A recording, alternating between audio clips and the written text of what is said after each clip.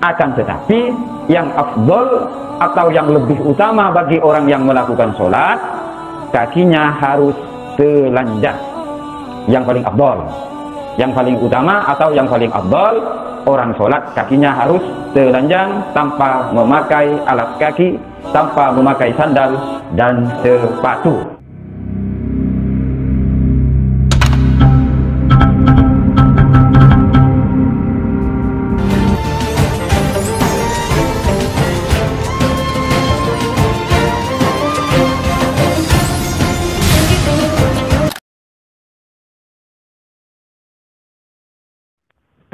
Ini tentang bab sholat.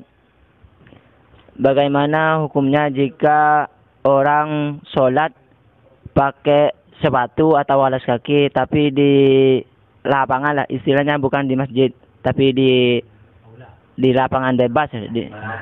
Ya, sekian, terima kasih. Kita jawab pertanyaan saudara Muhammad Ali Syamili. Yang pertanyaannya, bagaimana hukumnya orang sholat memakai alas kaki atau memakai sandal atau memakai sepatu? Jawabannya, sholatnya batal apabila yang dipakai alas kaki, sandal atau sepatu ada najisnya.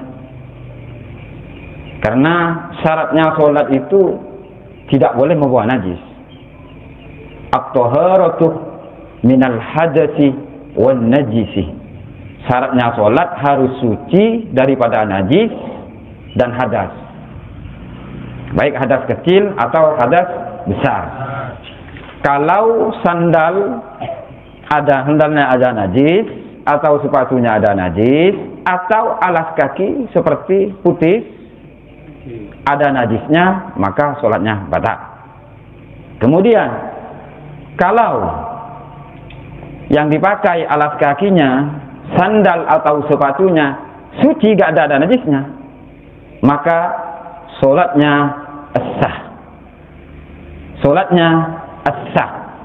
Akan tetapi yang afdol atau yang lebih utama bagi orang yang melakukan sholat, kakinya harus telanjang. Yang paling afdol, yang paling utama atau yang paling afdol, orang sholat kakinya harus telanjang tanpa memakai alas kaki, tanpa memakai sandal dan sepatu. Akan tetapi sholatnya tetap sah apabila sandal dan sepatunya gak ada najisnya. Kalau ada najisnya, sholatnya batal. Ini pertanyaannya kalau sholat di lapangan. Katanya Ustadz Ali, di lapangan, saya kayak hari raya, kan kadang sholat di lapangan. Mas'alatun, hal sahhah, apakah sah anna Nabi sallallahu alaihi wasallam shalla bin na'laini? Apakah sah hadis yang menjelaskan bahwa Rasulullah melakukan sholat dengan menggunakan kedua sandal di kakinya? Wahali sholatu fihi ma afdalu am hafiyan? Dan apakah melakukan sholat dengan menggunakan sandal atau sepatu lebih utama atau tidak? Atau yang lebih utama, apakah yang lebih utama orang yang melakukan sholat kakinya memakai sandal atau sepatu, atau yang tidak, yang lebih utama? Wa hal sahih anna Nabi sallallahu alaihi wasallam qala alaihi fi sholati?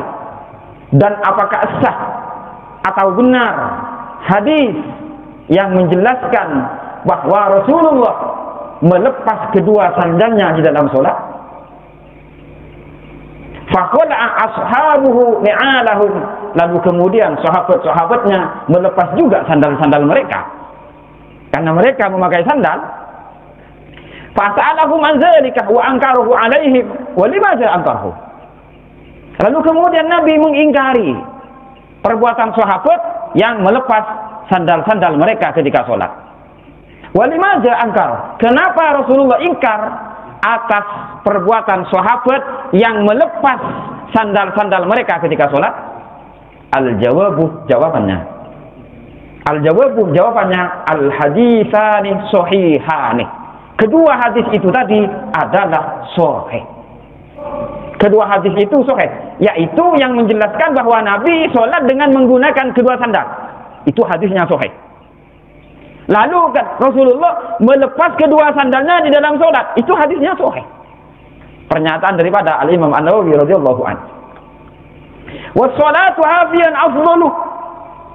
Sholat, orang yang melakukan sholat dengan kaki telanjang itu lebih utama daripada memakai alas kaki, sandal dan sepatu. Lebih utama orang sholat dalam keadaan kedua kaki itu telanjang, tidak pakai apa-apa. Li'annahu al-asaru min fi'li Rasulillah sallallahu alaihi wasallam. Karena sholat dengan menggunakan kedua kaki tanpa memakai alas kaki diutamakan karena perbuatan itu yang banyak dilakukan oleh Nabi Muhammad sallallahu alaihi wasallam. Wa inna ma shalla bin na'laini fi ba'dil awqati bayanan lil jawazi. Akan tetapi Rasulullah melakukan sholat dengan menggunakan kedua sandal di waktu yang lain, di sebagian waktu yang lain, itu hanya bayanan lil jawazi, menjelaskan bahwa orang sholat boleh memakai sandal. Hanya menjelaskan hukum boleh. Rasulullah melakukan sholat dengan menggunakan kedua sandal di kakinya di ba'dil awqati, dalam sebagian waktu yang lain, itu hanya menjelaskan bahwa orang sholat boleh memakai sandal. Boleh. Tapi yang lebih utama tidak memakai. Kenapa? Karena yang terbanyak terjadi sehari-hari Rasulullah siang dan malam sholatnya nggak pakai sandal. Hanya sebagian yang memakai. Dan itu pun hanya untuk menjelaskan bahwa itu boleh. Wa qala'ahuma hina akhbarahu Jibril anna fihi ma azan. Lalu kemudian ketika Rasulullah sholat dengan menggunakan kedua sandal, lalu kedua sandal itu dilepas oleh Nabi, dilepas dengan pelan-pelan.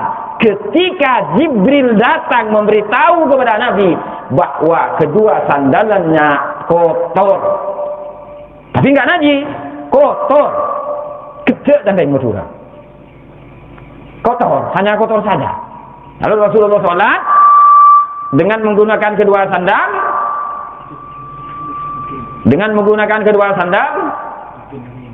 Rasulullah sholat dengan menggunakan kedua sandal. Tiba-tiba Jibril datang. Rasulullah pada itu sholat.